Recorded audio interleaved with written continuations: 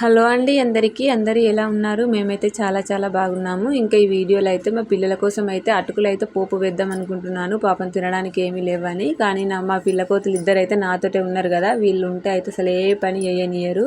అన్నిట్లలో వచ్చి వేలు పెడతారు. వీళ్ళని పట్టుకునే బదులు ఏదైనా పనికి పోయింది నయం అనిపిస్తుంది.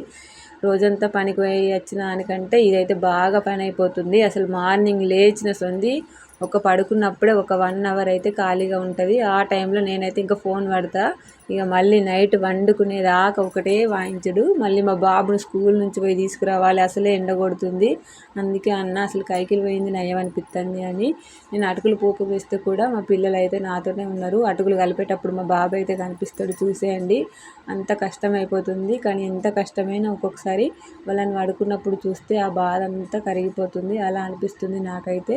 మీకు కూడా ఇంతైనా తప్పకుండా కామెంట్ చేయండి.